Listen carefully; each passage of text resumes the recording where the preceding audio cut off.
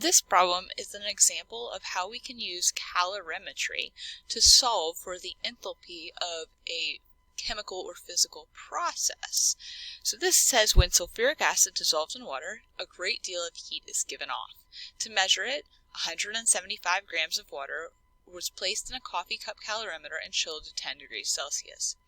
Then 49 grams of pure sulfuric acid, also at 10 degrees Celsius, was added, and the mixture was quickly stirred with a thermometer. The temperature rose rapidly to 14.9 degrees Celsius. Assume that the specific heat of the solution is 4.184 degrees Celsius, joules per gram degree Celsius. Calculate Q for the formation of the solution, and calculate the enthalpy of the solution in kilojoules per mole of H2SO4.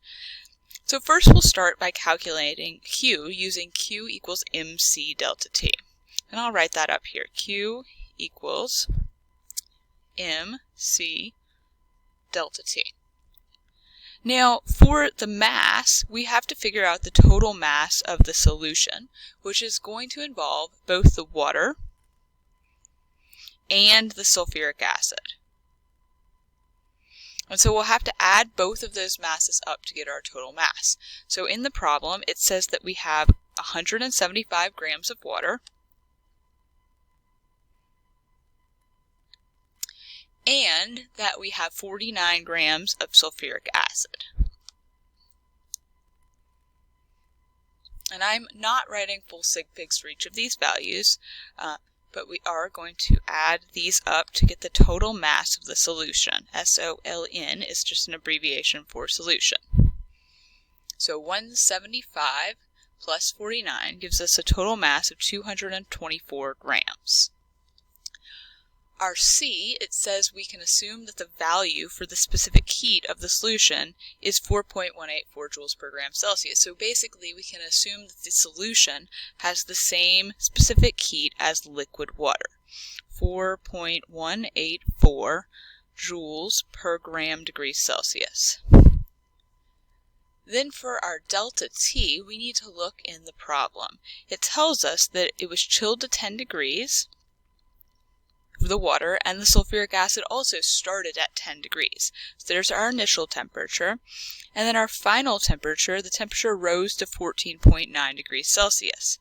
So our final temperature and our initial temperature will enable us to get our delta T. And I am running out of room here, so let's real quick just move that up a tiny bit. Our final temperature is 14.9 degrees Celsius, and our initial temperature is 10 degrees Celsius. Notice that when we subtract these values, following sig fig rules, 10.0, we should only have one decimal place. Since we are doing the subtraction now, we only keep one decimal place, and then we are going to use this value, which only has two significant figures, as our value for delta T. So when we solve for Q, our final answer should also be rounded to only two significant figures. So now let's go ahead and solve. Q is going to equal our mass of our solution, 224 grams, times our C, 4.184, which has units of joules per gram degree Celsius, times our delta T of 4.9 degrees Celsius. So when we multiply this out, we are going to have some units that cancel. Our degrees Celsius will cancel. Our grams are going to also cancel. And so we're going to be left with just joules as our unit on our answer. If we multiply and divide everything out, we end up with 4592.4 joules, but we actually want to end up having kilojoules because it says that the enthalpy of our solution should be in kilojoules per mole. So I'm going to go ahead and convert my Q to kilojoules. It doesn't actually say that the Q value has to be in kilojoules, but since we're going to need it for the next step of the problem, I'll go ahead and convert joules to kilojoules. I know that 1 kilojoule is equal to 1,000 joules, so basically here we're just dividing by 1,000. So 4.592 kilojoules. I'm going to keep all of those decimal places to find the enthalpy of the solution, but for my first answer, my answer to the part that asks us to find Q for the solution, Q of SOLN solution, my answer I'm going to round to just 2 significant figures, because when I look back at my values, I have 3 sig figs, 4 sig figs, and 2 sig figs. So we want just 2 in our answer. So 4.6 kilojoules is my value of Q for the solution. And we'll box in that first answer there.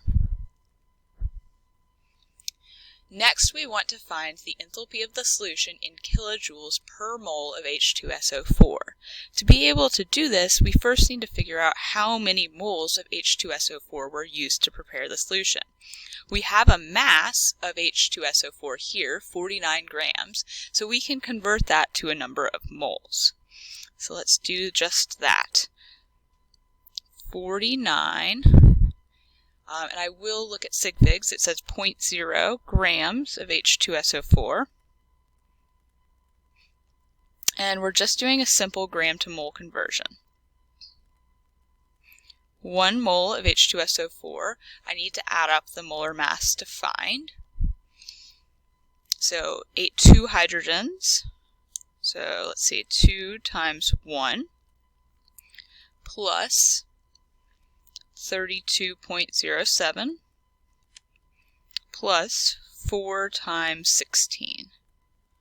And when I add all that up, I get 98.07 grams per mole. So that's what goes on the bottom of my conversion factor, 98.07. Now when I do 49 divided by 98.07, that gives me a number of moles equal to 0.49964.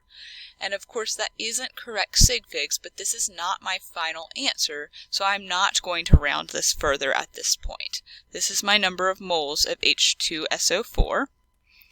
The problem's not asking for moles of H2SO4 though, it's asking us for the number of kilojoules given off per mole of H2SO4.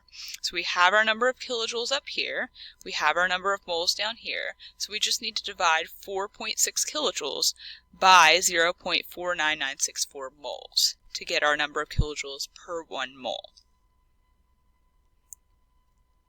And I'm going to do this part in green. So finally, we'll calculate our delta H value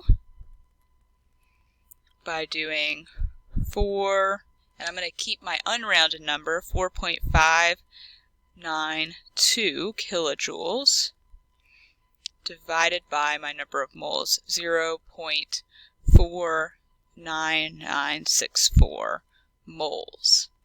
And of course it is best to just go back and select the numbers in your calculator rather than typing back in a certain number of decimal places.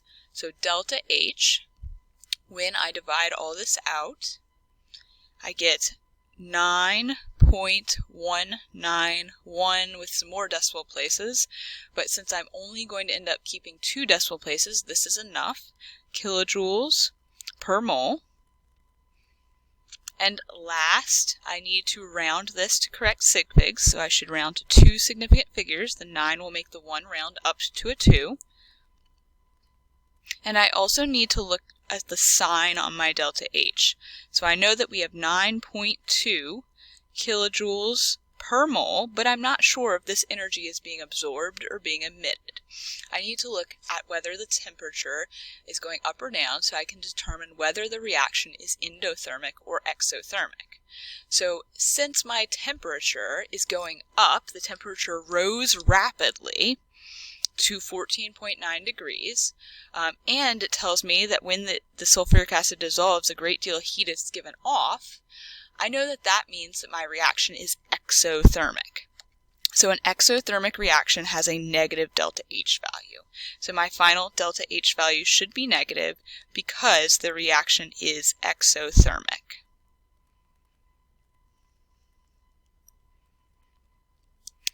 And so that is the second part of my answer, is the delta H value for the reaction as a whole. So I have both of my answers boxed in here. I've identified the reaction as exothermic. I've calculated both Q and the enthalpy of making this solution.